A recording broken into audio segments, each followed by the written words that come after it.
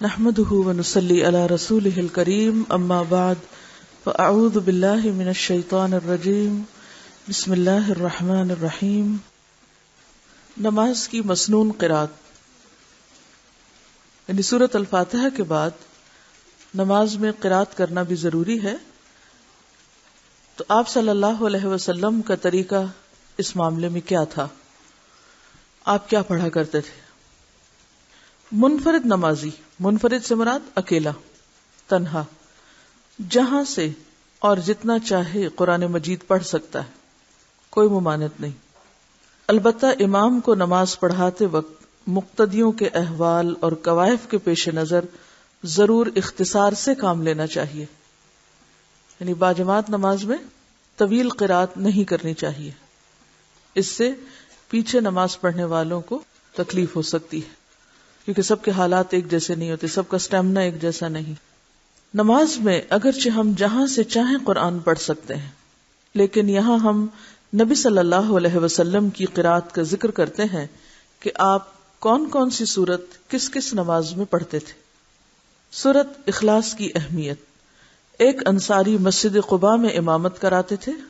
ان کا معمول تھا کہ سورت فاتحہ کے بعد کوئی دوسری سورت پڑھنے سے پہلے قل هو اللہ احد یعنی سورت اخلاص تلاوت فرماتے۔ ہر قرات کا آغاز قل هو اللہ احد سے، اور ہر رکعت میں اسی طرح کرتے۔ مقتدیوں نے امام سے کہا کہ آپ پہلے قل هو اللہ احد کی تلاوت کرتے ہیں، پھر بعد میں دوسری سورت ملاتے ہیں، کیا ایک سورت تلاوت کے لیے کافی نہیں؟ یعنی صرف قل هو اللہ پڑھنا کافی نہیں، یا صرف کوئی دوسری سورت پڑھنا کافی نہیں؟ اگر قل هو اللہ احد کی تلاوت کافی نہیں تو اس کو چھوڑ دیں اور دوسری سورت کی تلاوت کیا کریں۔ امام نے جواب دیا، میں قل هو اللہ احد کی تلاوت نہیں چھوڑ سکتا۔ انہوں نے رسول اللہ صلی اللہ علیہ وسلم کی خدمت میں مسئلہ پیش کیا تو نبی صلی اللہ علیہ وسلم نے امام سے کہا کہ تم مقتدیوں کی بات کیوں تسلیم نہیں کرتے؟ اس سورت کو ہر رکعت میں کیوں لازمی پڑھتے ہو؟ اس نے کہا، مجھے اس سورت کے ساتھ محبت ہے۔ نبی صلی اللہ علیہ وسلم نے فرمایا، اس سورت کے ساتھ تیری محبت تجھے جنت میں داخل کرے گی۔ اب یہاں ہم دیکھتے ہیں کہ ایک شخص ہر نماز کی ہر رکعت میں قل هو اللہ احد پڑھ رہا ہے۔ اگر ہم یہ کہیں کہ ہم بھی یہی کرتے ہیں تو پھر دیکھنا یہ پڑے گا کہ ہمارے اس کرنے اور اس کے کرنے میں فرق کیا ہے۔ ہم اگر صرف آسانی کے لیے کرتے ہیں تو بات فرق ہے، عمل مختلف ہو جائے گا، اور اگر اس صورت سے محبت کی وجہ سے کہ اس کے معنی میں توحید کا سبق ہے تو پھر بات بالکل اور ہو جائے گی۔ ہمارے ہاں عموماً لوگ سستی کے مارے کہ اور کون یاد کرے، یا پھر یہ کہ ذہن پہ توجہ نہ دینی پڑے، بوجھ نہ پڑے کہ اب سوچا جائے کہ اب سورت فاتحہ کے بعد کس چیز کا انتخاب کیا جائے، یا یہ کہ نبی صلی اللہ علیہ وسلم کس وقت میں کیا پڑھا کرتے تھے، اس کو یاد کرنے اور یاد کر کے یاد رکھنے اور موقع محل کے مطابق پڑھنے کا اہتمام، یہ سب چیزیں انسان کے لیے تکلیف کا سبب ہو سکتی۔ اب اگر کوئی یہ کہے کہ یہ تکلیف میں نہیں اٹھا سکتا، بس میرے لیے نماز میں قل هو اللہ ہی کافی ہے، تو اس کا قل هو اللہ پڑھنا بالکل ایک اور معنی رکھتا ہے۔ تو قل هو اللہ پڑھی جا سکتی ہے، لیکن محض سستی کے مارے نہیں، اس کے معنی پہ غور کرتے ہوئے، اس سے محبت کرتے ہوئے، نہیں بھی تو محبت پیدا کی جا سکتی ہے۔ ایک ہی عمل کی تاثیر بدل جاتی ہے جب اس کے پیچھے انسان کی نیت فرق ہو جاتی ہے، انسان کے جذبات فرق ہوتے ہیں۔ ایک صحابی نبی صلی اللہ علیہ وسلم سے کہتے ہیں کہ میرا ایک پڑوسی رات کے قیام میں صرف قل هو اللہ احد تلاوت کرتا ہے، یعنی تہجد کے وقت صرف قل هو اللہ پڑھتا ہے، دوسری کوئی آیت تلاوت نہیں کرتا۔ آپ نے فرمایا، اس ذات کی قسم جس کے قبضے میں میری جان ہے، یہ سورت تہائی قرآن کے برابر ہے۔ یہ نہیں کہا کہ اس کا پڑھنا تہائی قرآن کا پڑھنا ہے، بعض لوگ اس کو اس معنی میں لے لیتے ہیں۔ معنی کیا ہے کہ اس میں جو مضمون پایا جاتا ہے وہ تہائی قرآن کے اندر پایا جاتا ہے، یعنی توحید۔ نماز جمعہ اور عیدین میں تلاوت۔ حضرت نعمان بن بشیر رضی اللہ عنہ روایت کرتے ہیں کہ رسول اللہ صلی اللہ علیہ وسلم دونوں عیدوں اور جمعہ کی نمازوں میں سبح اسم ربک الاعلی اور هل اتاک حدیث الغاشیہ پڑھتے تھے۔ نعمان بن بشیر نے کہا جب عید اور جمعہ ایک دن میں جمع ہوتے تو پھر بھی نبی صلی اللہ علیہ وسلم یہ دونوں صورتیں دونوں نمازوں میں پڑھتے. یعنی اتنی زیادہ اس چیز کی تاکید ملتی ہے، اور آپ صلی اللہ علیہ وسلم کا تواتر کے ساتھ ایک عمل ملتا ہے کہ آپ باقی صورتوں پر ان صورتوں کو ترجیح دیتے جب بڑے کراؤڈ ہوتے یا جمعہ اور عید کی نماز ہوتی. عبید اللہ بن ابی رافع سے روایت ہے کہ مروان نے حضرت ابو ہریرہ رضی اللہ عنہ کو مدینے کا گورنر مقرر کیا اور خود مکہ چلے گئے. وہاں حضرت ابو ہریرہ رضی اللہ عنہ نے جمعہ کی نماز پڑھائی اور اس میں سورۃ جمعہ اور منافقون پڑھی اور کہا کہ ان صورتوں کو جمعہ میں پڑھتے ہوئے میں نے رسول اللہ صلی اللہ علیہ وسلم کو سنا تھا. تو اس سے کیا پتہ چلتا ہے کہ ان صورتوں کے علاوہ بھی صورتیں پڑھی جا سکتی ہیں، جیسا کہ اس دوسری روایت سے پتہ چلتا ہے. اور وہ کیا ہیں؟ مثلا سورۃ جمعہ اور سورۃ منافقون. رسول اللہ صلی اللہ علیہ وسلم عید قربان اور عید الفطر میں قاف والقرآن المجید اور اقتربت الساعہ پڑھتے تھے. یعنی ان دو صورتوں کے پڑھنے کے بارے میں بھی روایت موجود ہے. تو اب جمعہ اور عیدین جس میں کثرت سے لوگ یا زیادہ لوگ شریک ہوتے ہیں، دور دور سے بھی لوگ آتے ہیں، ان میں جو صورتیں پڑھی جا رہی ہیں اگر آپ غور کریں تو مضمون کیا ہے؟ آخرت. بار بار آخرت کی یاد دہانی کیوں کرائی جاتی؟ حالانکہ جمعہ بھی ایک اجتماعی دن ہے، ایک خوشی کا ہی دن ہے مسلمانوں کے لیے، ایک خاص عبادت کا دن ہے. اسی طرح عیدوں کا موقع خوشی کا موقع ہے. عین خوشی کے موقع پر بھی کیا تعلیم دی جا رہی؟ اقتربت الساعہ، هل اتاک حدیث الغاشیہ. کہ ایسے مواقع پر بھی، عید کے دن بھی نہیں بھول سکتے آخرت کو، کیونکہ موت تو جوتی کے تسمے سے بھی زیادہ انسان کے قریب ہے. سب سے بڑا ہمارا دھوکہ ہی یہی ہے کہ ہم اس کو دور سمجھتے ہیں جو سب سے قریب ہے، اس کو حقیقت نہیں سمجھتے جو یقینی ہے. جمعہ کے دن نماز فجر میں حضرت ابو ہریرہ رضی اللہ عنہ روایت کرتے ہیں کہ رسول اللہ صلی اللہ علیہ وسلم جمعہ کے دن فجر کی نماز میں الف لام میم تنزیل یعنی سورۃ السجدہ پہلی رکعت میں اور هل اتى علی الانسان یعنی سورۃ الدہر دوسری رکعت میں پڑھتے تھے. نماز فجر میں، یعنی یہ تو جمعے کی نماز فجر ہے. عام دنوں میں حضرت جابر بن سمرہ رضی اللہ عنہ روایت کرتے ہیں کہ رسول اللہ صلی اللہ علیہ وسلم نماز فجر میں سورۃ قاف والقرآن المجید اور اس کی مانند کوئی اور سورت پڑھتے تھے. طویل قرات ہوتی تھی فجر کی نماز میں. رسول اللہ صلی اللہ علیہ وسلم نے ہمیں مکہ فتح ہونے کے بعد فجر کی نماز پڑھائی، پس سورہ مومنون یعنی قد افلح المؤمنون شروع کی، یہاں تک کہ موسیٰ اور ہارون علیہم السلام یا عیسیٰ علیہ السلام کا ذکر آیا تو نبی صلی اللہ علیہ وسلم کو کھانسی آ گئی اور آپ رکوع میں چلے گئے. یعنی مکمل سورت نہیں پڑھی، جہاں تک اللہ نے چاہا اتنی پڑھی. اس سے کیا پتہ چلتا ہے کہ یہ بھی ضروری نہیں کہ کسی رکعت میں سورت پوری ہی پڑھی جائے، اگر ایک حصہ بھی پڑھ لیا جائے تو نماز ہو جاتی.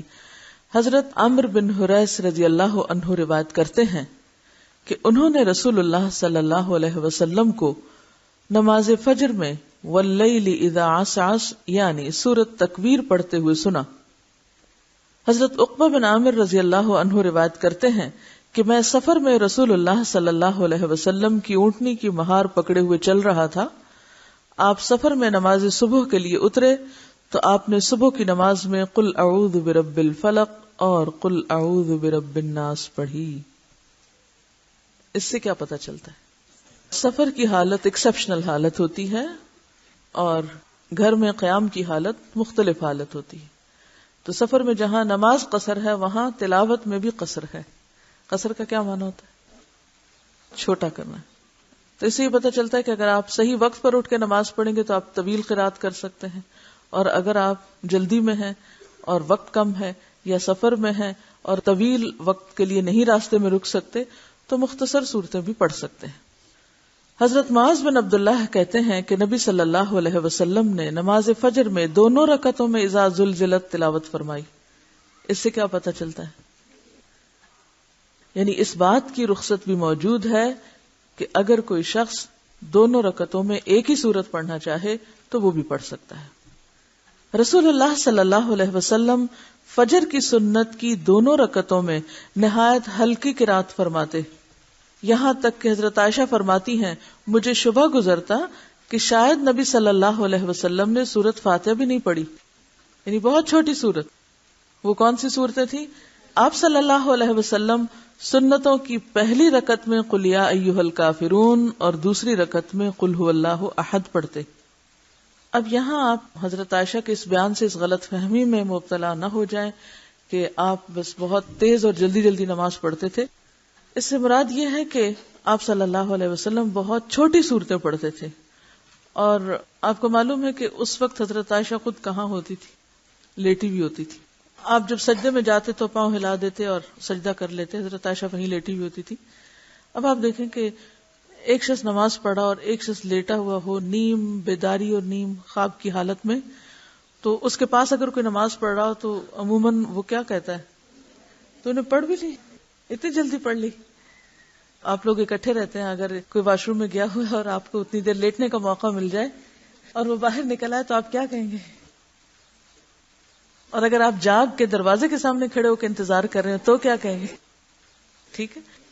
تو میں نے جب یہ حدیث پڑھی تو اس پہ میں نے غور کیا کہ انہوں نے ایسا کیوں کہا، کہ مجھے یوں شبہ گزرا کہ آپ نے ابھی سورۃ فاتحہ نہیں پڑھی۔ تو اس وقت چونکہ خود آپ ایک ایسی کیفیت میں ہوتی تھی کہ جس میں ان کو اور بھی زیادہ جلدی محسوس ہوتی۔ ظہر اور عصر کی نماز میں حضرت ابو قتادہ رضی اللہ عنہ سے روایت ہے کہ رسول اللہ صلی اللہ علیہ وسلم ظہر اور عصر کی پہلی 2 رکعتوں میں سورۃ فاتحہ اور کوئی ایک سورت پڑھتے، اور پچھلی 2 رکعتوں میں صرف فاتحہ پڑھتے، اور کبھی کبھار ہمیں ایک آدھ آیت بلند آواز سے پڑھ کر سنا دیتے تھے۔ یعنی پڑھتے پڑھتے مثلا سورۃ الفاتحہ پڑھ رہے ہیں تو دل میں پڑھ رہے ہیں، لیکن بیچ میں کوئی ایک آیت ذرا سی اونچی پڑھ دیتے تھے، ہمیں پتہ چلتا کہ آپ کہاں تک پہنچے۔ حضرت جابر بن سمرہ رضی اللہ عنہ روایت کرتے ہیں کہ رسول اللہ صلی اللہ علیہ وسلم ظہر میں واللیل اذا یغشی پڑھتے تھے، اور ایک اور روایت میں ہے کہ سبح اسم ربک الاعلی، اور عصر میں بھی اسی کی مانند کوئی سورت پڑھتے تھے، اور فجر میں لمبی صورتیں پڑھتے تھے۔ ٹھیک ہے۔ حضرت جابر بن سمرہ کی روایت ہے جس میں نبی صلی اللہ علیہ وسلم کا ظہر اور عصر میں والسماء ذات البروج اور والسماء والطارق پڑھنا آیا ہے۔ رسول اللہ صلی اللہ علیہ وسلم ظہر کی آخری 2 رکعتوں میں 15 آیات کے برابر قرات فرماتے تھے۔ یعنی یہ بھی آتا ہے کہ صرف سورۃ الفاتحہ پڑھتے، اور یہ بھی آتا ہے کہ 15 آیتیں بھی۔ معلوم ہوا کہ آخری 2 رکعتوں میں سورۃ فاتحہ کے بعد قرات مسنون ہے، اور کبھی آپ آخری 2 رکعتوں میں صرف فاتحہ کی قرات فرماتے۔ تو اس سے کیا پتہ چلتا ہے؟ دونوں طریقے جائز۔ جبکہ نماز عصر کی پہلی 2 رکعتوں میں ہر رکعت کے اندر 15 آیات تلاوت فرماتے، اور آخری 2 رکعتوں میں صرف فاتحہ پڑھتے، یعنی عصر کی نماز میں صرف فاتحہ ہی پڑھتے تھے آخری 2 رکعتوں میں۔ حضرت ابو معمر رحمہ اللہ علیہ نے خباب رضی اللہ عنہ سے کہا، کیا رسول اللہ صلی اللہ علیہ وسلم ظہر اور عصر میں قرات کرتے تھے؟ خباب رضی اللہ عنہ نے کہا، ہاں۔ پوچھا گیا کہ آپ کو کیسے معلوم ہوا؟ خباب فرمانے لگے کہ آپ کی داڑھی کی جنبش سے، یعنی کہ جب منہ ہلتا تھا تو پتہ چلتا تھا۔ معلوم ہوا کہ ظہر اور عصر کی نمازوں میں آپ سری یعنی دل میں قرات کرتے تھے، بلند آواز سے نہیں۔ کبھی آپ کی قرات طویل ہوتی، یعنی ظہر عصر میں بھی کبھی طویل بھی ہو جاتی۔ ایک دفعہ ظہر کی جماعت کی اقامت ہوئی تو ایک شخص اپنے گھر سے بقیع قبرستان کی جانب قضاء حاجت کے لیے گیا، وہاں سے فارغ ہو کر گھر پہنچا، وضو کیا، پھر مسجد آیا تو معلوم ہوا کہ ابھی تک نبی صلی اللہ علیہ وسلم پہلی رکعت میں ہیں، یعنی کبھی کبھار اتنا طویل قیام بھی ہوا ہے۔ صحابہ کرام رضی اللہ عنہم فرماتے ہیں کہ آپ پہلی رکعت کو اتنا لمبا اس لیے فرماتے کہ نمازی پہلی رکعت ہی میں شریک ہو سکیں۔ ٹھیک ہے۔ اور عام طور پر آپ کی نماز میں پہلی رکعت دوسری کی نسبت لمبی ہوتی تھی۔ نماز مغرب میں حضرت جبیر بن مطعم رضی اللہ عنہ روایت کرتے ہیں کہ میں نے رسول اللہ صلی اللہ علیہ وسلم کو نماز مغرب میں سورۃ طور پڑھتے ہوئے سنا۔ ام الفضل کی بیٹی حارثہ رضی اللہ عنہا کہتی ہیں کہ میں نے رسول اللہ صلی اللہ علیہ وسلم کو نماز مغرب میں سورۃ والمرسلات عرفا پڑھتے ہوئے سنا۔ حضرت عائشہ رضی اللہ عنہا کہتی ہیں کہ رسول اللہ صلی اللہ علیہ وسلم نے نماز مغرب سورۃ اعراف کے ساتھ پڑھی اور اس سورت کو دونوں رکعتوں میں متفرق پڑھا، یعنی آدھا آدھا کر کے، ایک حصہ ایک میں دوسرا حصہ دوسرے میں۔ یعنی اس سے کیا پتہ چلتا ہے کہ نماز مغرب میں بھی بہت چھوٹی قرات نہیں ہوتی تھی۔ ایک طرف سورۃ طور ہے، المرسلات عرفا ہے، اور پھر سورۃ اعراف کے بارے میں بھی ملتا ہے۔ تو عموماً ہم سمجھتے ہیں کہ مغرب کا وقت کم ہے، لہٰذا قل ہو اللہ پہ ہی گزارا کر لو۔ نماز عشاء میں حضرت براء بن عازب رضی اللہ عنہ روایت کرتے ہیں کہ میں نے رسول اللہ صلی اللہ علیہ وسلم کو نماز عشاء میں والتین والزیتون پڑھتے ہوئے سنا، اور میں نے نبی صلی اللہ علیہ وسلم سے زیادہ خوش آواز کسی کو نہیں سنا، یعنی آپ کی آواز سب آوازوں میں خوبصورت تھی۔ حضرت معاذ بن جبل رضی اللہ عنہ نے عشاء کی نماز میں سورۃ بقرہ پڑھی۔ مقتدیوں میں سے ایک کھیتی باڑی کا کام کرنے والے نے سلام پھیر دیا، آدھے میں نماز چھوڑ دی۔ پھر اس نے رسول اللہ صلی اللہ علیہ وسلم کی خدمت میں حاضر ہو کر عرض کیا، اے اللہ کے رسول، ہم لوگ اونٹوں والے ہیں، دن بھر مشقت کرتے ہیں۔ معاذ نے عشاء میں سورۃ بقرہ شروع کر دی، مجھے دن کے تھکے ہوئے کو لمبی قرات سے ملال ہوا۔ ہادی عالم صلی اللہ علیہ وسلم نے معاذ رضی اللہ عنہ سے کہا، تو لوگوں کو نفرت دلاتا ہے اور فتنہ کھڑا کرتا ہے۔ آپ صلی اللہ علیہ وسلم نے 3 مرتبہ یہ بات دہرائی، یعنی سخت قسم کی ڈانٹ تھی۔ پھر فرمایا، جب تم جماعت کراؤ تو والشمس وضحاها اور واللیل اذا یغشا اور سبح اسم ربک الاعلی کی تلاوت کرو، اس لیے کہ تیرے پیچھے بوڑھے، کمزور اور ضرورت مند بھی نماز ادا کرتے ہیں، تو لوگوں کو مشقت میں نہ ڈالو، فتنے میں نہ ڈالو۔ اس حدیث سے عشاء کی نماز کی قرات بھی معلوم ہوئی، اور ساتھ ہی اس حدیث نے نماز کے اماموں کو بھی متنبہ کر دیا کہ وہ نماز پڑھاتے وقت مقتدیوں کا خاص طور پر خیال رکھیں اور خوب سمجھیں کہ نماز میں مقتدیوں کے حالات کے پیش نظر تخفیف کرنا، تخفیف کا کیا معنی؟ کم پڑھنا، رسول اللہ صلی اللہ علیہ وسلم کی سنت ہے۔ تو خلاصہ کیا ہوا؟ کوئی بتائے گا آپ میں سے؟ اس سارے باب کو پڑھ کر آپ نے کیا نتیجہ نکالا؟ اگر سارے کو 2 جملوں میں بیان کرے کوئی، آپ کی قرات 2 چیزوں پر مشتمل ہے۔ یہ قرات کی 2 صورتیں ہیں، ایک ہے انفرادی قرات اور دوسرے اجتماعی قرات۔ ایک تقسیم تو یہ ہو گئی۔ پھر اجتماعی قرات میں بھی کیا چیز ہمیں ملتی ہے؟ لمبی اور چھوٹی دونوں۔ کب لمبی اور کب چھوٹی؟ سفر اور حضر کا فرق بھی ہے۔ اس سے نتیجہ کیا نکلا؟ نتیجہ نکالیے، ڈیڈیوس کیجئے، استنباط کیجئے، غور و فکر کیجئے اور حکمتوں کو سمجھیے، آپ کے طریقے کو سمجھیے۔ آپ کا طریقہ مبنی تھا کس پر؟ آپ لوگ خدا کے لیے، سب کے لیے میں بات کریں، جب بات کی جا رہی ہو تو خول سے نکل کے، کانوں کے پردے ہٹا کے، جو بات کہی جائے، جو سوال کہے جائے، اس پہ توجہ کیا کیجیے۔ دیکھیے، تبلیغ کے راستے میں سب سے بڑی مشکل، سب سے بڑا بیریئر، سب سے بڑی رکاوٹ دوسروں کے نقطہ نظر کو، دوسروں کی بات کو نہ سمجھنا ہے، دوسروں کے حالات کو نہ سمجھنا ہے۔ اور اس کا نتیجہ کیا نکلتا ہے؟ جب ہم نے سنا ہی نہیں دوسرے کو کہ وہ کیا پوچھ رہا ہے، وہ کیا کہہ رہا ہے، تو ہم پھر کیا بولیں گے؟ کبھی ہم نے سوچا کہ ہماری دین کے راستے میں کی جانے والی کوششیں ناکام کیوں ہیں؟ ہم سارا بلیم عوام پہ، معاشرے پہ، لوگوں پہ ڈالتے ہیں۔ لوگوں کا قصور ہے، لوگ بڑے بہک گئے، میڈیا بڑا خراب ہے، ماحول بڑا خراب ہے، اس لیے لوگ جو ہیں وہ کوئی بات سننے کو تیار نہیں۔ کبھی ہم نے اپنے اندر کی غلطیوں کو بھی دیکھا؟ ہم میں کہاں خرابی؟ کبھی سوچا ہم نے؟ ہم نہیں سوچتے۔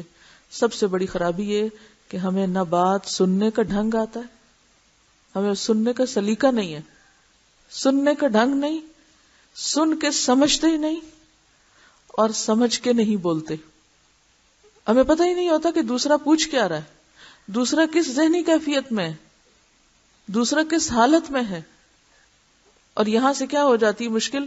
ادعو الی سبیل ربک بالحکمت والموعظۃ الحسنۃ، اس کے سراسر خلاف ہم عمل کر رہے ہوتے ہیں. حکمت نام کی شے نہیں ہوتی پاس، اور الٹا دین کا کام خراب کرتے ہیں. تو ہمیں اپنی بہت ساری اصلاح کی ضرورت ہے، اور پہلی اصلاح یہ کہ ہم توجہ سے سننے والے بنیں کہ کسی نے کہا کیا ہے. بہت سے لوگ صرف اس لیے فیل ہوتے ہیں امتحان میں کہ وہ سوال سمجھے بغیر جواب لکھتے ہیں. سوال سمجھے بغیر جواب لکھنا فیل ہونے کا ذریعہ. اگر دنیا کے امتحان میں آپ فیل ہو رہے ہیں تو کیا تبلیغ کے میدان میں فیل نہیں ہوں گے؟ انسانی تعلقات کے معاملے میں فیل نہیں ہوں گے؟ آ رہی سمجھ آپ کو میری بات؟ لو کننا نسمع او نعقل، ہم اپنی ذات میں اتنا مگن ہوتے ہیں، اپنے خیالوں میں اتنے گم ہوتے ہیں، نہ نماز میں ہم توجہ کرتے ہیں، نہ کلاس میں، نہ کسی انسان کے پاس بیٹھ کے، صرف اپنی ہی ذات ہے، اور اس خوش فہمی کا شکار ہوتے ہیں کہ ہم سب جانتے ہیں. تو سوال کیا ہے؟ میرا سوال کیا ہے کہ آپ صلی اللہ علیہ وسلم کی مختلف نمازوں میں جو قرات کا طریقہ ہے اس کو آپ نے پڑھ لیا. اب آپ چاہتے ہیں اس پر عمل کریں. عام طور پر لوگ کیا کرتے ہیں، ایک چیز لے لیتے ہیں، اس کو اتنا ناپ لیتے ہیں، اس وقت یہ پڑھنا ہے. میں نے حدیث پڑھی تھی کہ آپ نے فجر کی نماز میں سورۃ قاف پڑھی تھی. اب چاہے سورج نکل آئے، میں نے سورۃ قاف پڑھ کے چھوڑنی ہے. ہم اسی طرح عمل کرتے ہیں نا حدیثوں پر. مغرب میں آپ سورۃ طور پڑھتے تھے، چاہے بچہ رو رو کے بے ہوش ہو جائے، میں سنت پر عمل کر رہی ہوں اور سورۃ طور پڑھ رہی ہوں. عموماً ہم کیا حماقت کرتے ہیں کہ گروپ کے ساتھ سفر کر رہے ہیں. سفر میں انہوں نے اعلان کیا بس 15 منٹ ہیں، نماز پڑھ کر 15 منٹ میں بس پہ واپس آ جائیے. ہم آدھا گھنٹہ خشوع و خضوع میں کھڑے رہتے ہیں. کیوں؟ اس لیے کہ وہ ہم نے کلاس میں حدیث پڑھی تھی کہ سورۃ طور مغرب میں پڑھی جاتی ہے، اور یہ لوگ تو بالکل تقوی کے خلاف کام کرتے ہیں. ان کو تو پتہ ہی نہیں کہ سورۃ طور پڑھی جاتی ہے، ان کو تو خود بھی نہیں آتی ہوگی، اس لیے انہوں نے شور مچا رکھا ہے کہ ہم جلدی سے واپس آئیں، بس میں بیٹھیں. ہم اس طرح دین پہ عمل کر رہے ہیں یا نہیں؟ ایک چھوٹی سی مثال ہے ناسمجھی کی. جب ہم دین کو سمجھتے نہیں اور ناسمجھی سے دین پر عمل کرتے ہیں تو اس طرح کے تاثرات چھوڑتے ہیں. اس کو پھر ریجڈیٹی کہتے ہیں، ریجڈ ہونا. جبکہ اس سے میں آپ کو یہ سکھانا چاہتی ہوں کہ اگرچہ مختلف طریقے اور مختلف چیزیں بتائی گئی ہیں، ان کو فالو بھی کرنا چاہیے، لیکن ان میں ریجڈیٹی نہیں ہونی چاہیے. کیا کرنا چاہیے؟ جب آپ کو پتہ ہی نہیں کہ کیا کرنا چاہیے، آپ سوال میں آپ سے کچھ کر رہی ہوں، جواب آپ کچھ دے رہے ہیں، تو عمل کیسے کریں گے؟ عمل بھی نہیں کر سکتے. تو اب میں آپ سے دوبارہ سوال کر رہی ہوں، اور میرا سوال یہ ہے کہ ان ساری سچویشنز میں جو آپ نے پڑھا کہ آپ نے اس وقت یہ تلاوت کی، پھر اسی وقت میں کچھ اور کی، پھر اسی وقت میں کچھ اور کی، یہ سب کچھ کیا بتاتا ہے؟ اس سے کیا اصول سامنے آتا ہے؟ حالات کی رعایت کے ساتھ اور ریجڈیٹی کے بغیر. حالات، موقع اور سچویشن کو سامنے رکھتے ہوئے عمل. کہ اگر آپ اکیلے پڑھ رہے ہیں تو حالت مختلف ہے، اگر آپ سب کے ساتھ پڑھ رہے ہیں تو حالت مختلف ہے. میں نے ایک بات کہی تھی کہ میں جب بول رہی ہوں تو پھر آپ کا طریقہ کیا ہونا چاہیے؟ سننا یا ہاتھ کھڑا کرنا؟ جب میں بول رہی ہوں اور آپ ہاتھ کھڑا کیے رکھیں تو اس کا کیا مطلب ہوتا ہے؟ کہ آپ سن رہے ہیں. یہی تو میں آج سکھا رہی ہوں آپ کو کہ اگر ہم سنتے نہیں نا پوری بات تو سمجھتے بھی نہیں. جب سمجھتے نہیں تو عمل بھی نہیں ہوتا. اگر میں پوچھوں کہ عمل سے ہم کیوں دور ہیں یا لوگ کیوں دور ہیں، تو مجھے تو اس کا جواب ایک ہی ملتا ہے، لوگوں نے دین کو سمجھا ہی نہیں. کچھ لوگوں نے تو اس لیے نہیں سمجھا کہ انہوں نے پڑھا ہی نہیں، وہ ایسی مجلسوں میں آئے ہی نہیں، وہ بھی نہیں سمجھے. اور کچھ لوگ ایسے ہیں کہ جو یہاں آ کے بھی نہیں سمجھتے. تو زیادہ بدقسمتی کس کی ہے؟ جو آ کے بھی نہ سمجھے. اور اس میں رکاوٹیں کون سی ہیں؟ خود ہماری اپنی ذات. پہلا ہی کام نہیں کرتے. اور یہ بات پہلے بھی میں بتا چکی ہوں کہ جب بولا جا رہا ہوتا ہے تو اس وقت ہاتھ نہیں کھڑا کرتے. اب آپ ہی کی باتوں کا خلاصہ کرنا بے حد ضروری ہے تاکہ ری انفورسمنٹ ہو. ایک طریقہ یہ ہے کہ میں آگے چلتی جاؤں، اور ایک یہ ہے کہ آپ کو غور و فکر سکھاؤں. ٹھیک ہے؟ تو بات یہ ہو رہی تھی کہ آپ صلی اللہ علیہ وسلم نے بیرونی اندرونی تمام تر حالات کو مد نظر رکھ کر نمازیں پڑھی اور پڑھائی ہیں.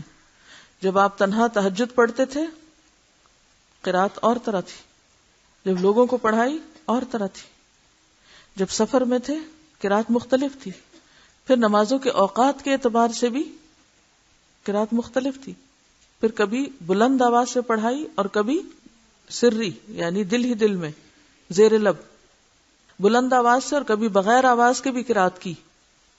ٹھیک ہے، تو اس سے ہمیں یہ سبق ملتا ہے کہ دین کے معاملے میں ریجیڈیٹی نہیں، اور سنت پر عمل کرنے کا مطلب کچھ چیزوں کو اندھا دھن بے سوچے سمجھے پکڑنا نہیں. یہی دین کی سہولت ہے، یہی دین کی رخصت ہے کہ اس نے انسانی مزاج کو مد نظر رکھا ہے. جب ہم دین سکھاتے ہیں کسی کو، یہ لوگوں کو سنتیں بتاتے ہیں، تو ہم ان کو کس درجے میں لے جاتے ہیں؟ ایک سنت سکھاتے وقت ہم ان کو بس ریجیڈیٹی کے ساتھ ایک چیز بتا دیتے اور اس کے علاوہ دوسرا رخ یا تو بتاتے نہیں یا پھر اس کی رعایت نہیں کرتے کہ دوسرا پہلو بھی ہے. ٹھیک ہے نا؟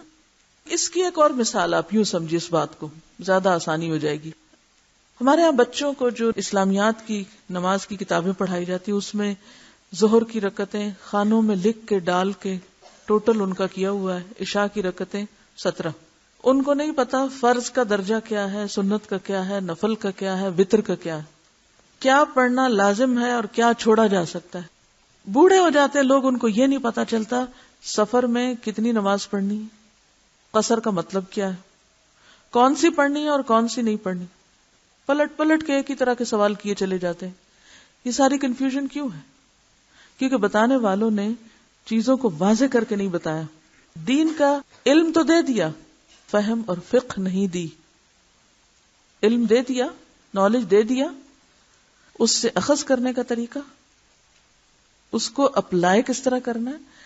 یعنی وہ جو امام شافعی کے بارے میں آتا ہے نا کہ 1 سال تو امام مالک سے علم لیا اور اگلا سال ادب لیا. وہاں ادب کا کیا معنی ہے آپ کا کہ وہ یوں بس سر جھکا کے بیٹھ جاتے تھے چپ ہو کے؟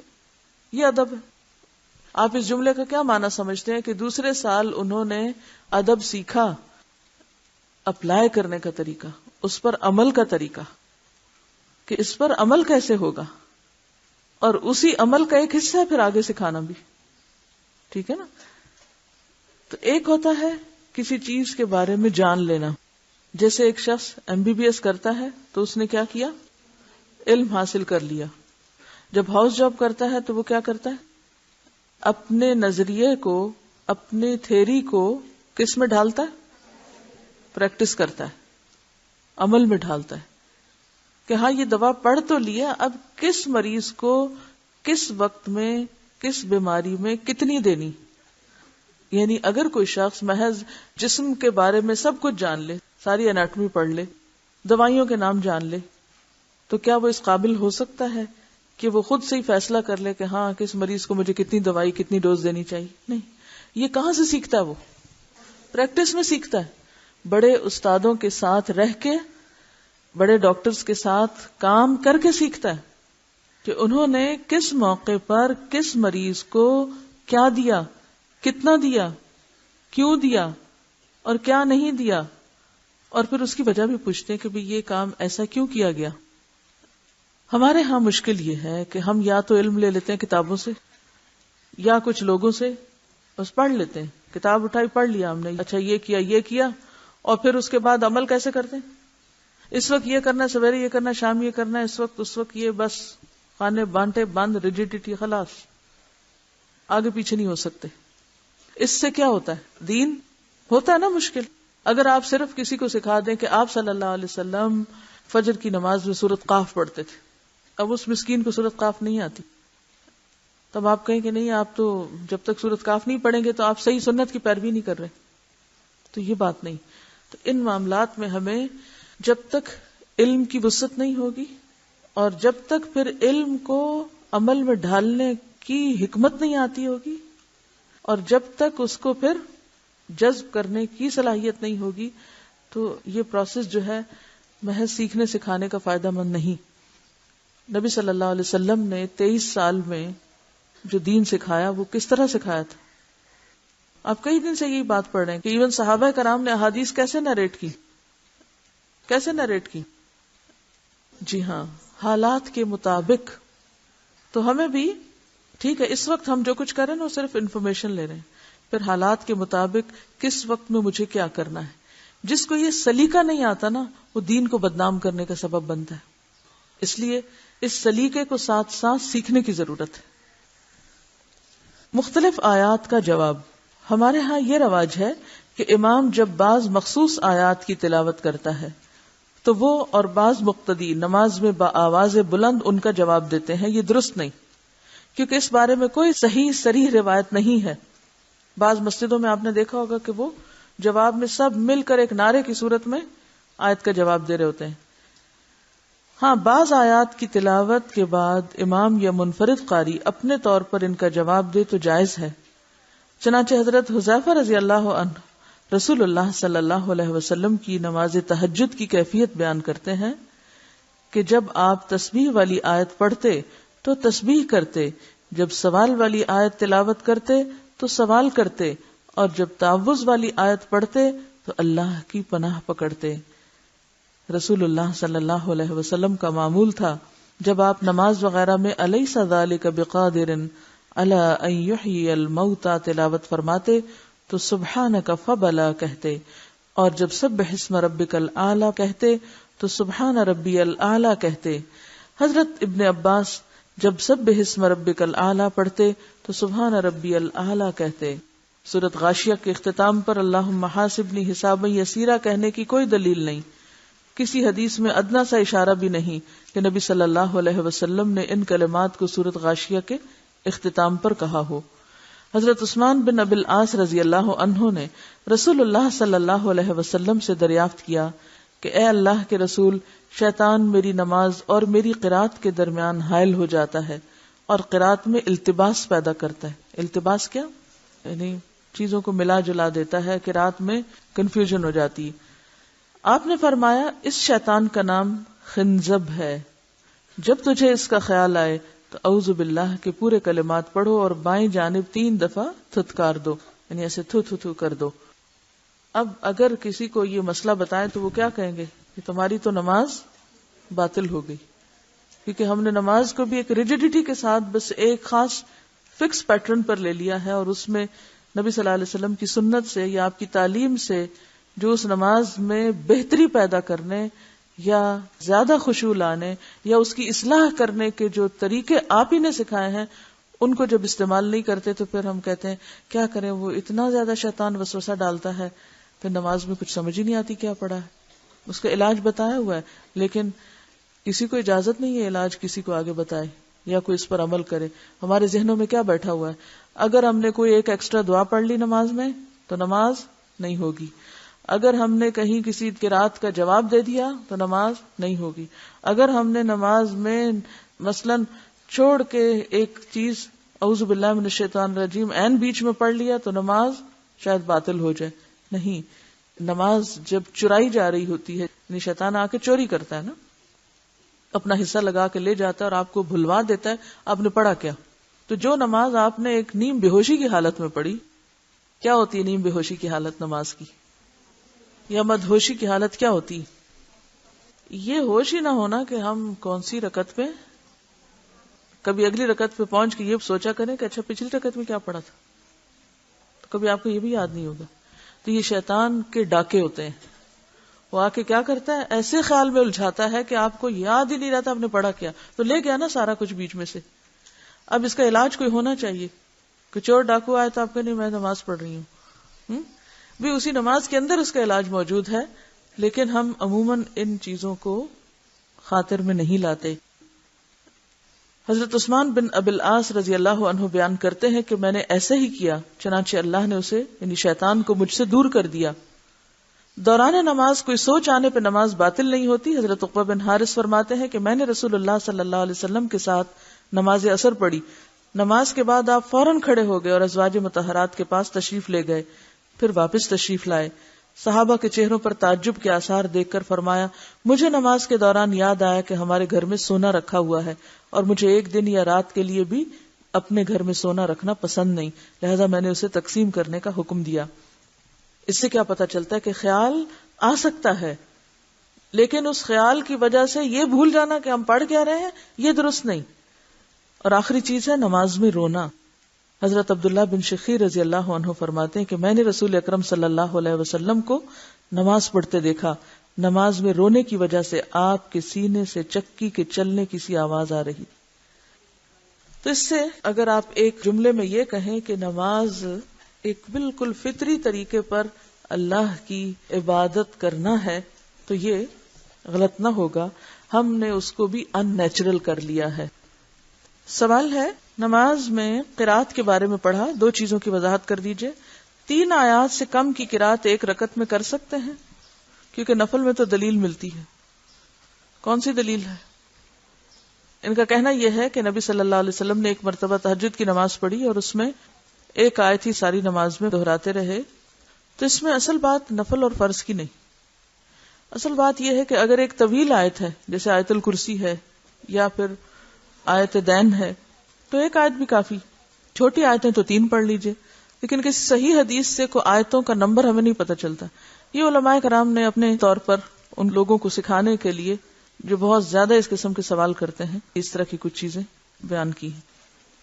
وآخر دعوانا ان الحمد للہ رب العالمین، سبحانک اللہم وبحمدک، نشہد ان لا الہ الا انت، نستغفرک ونتوب الیک۔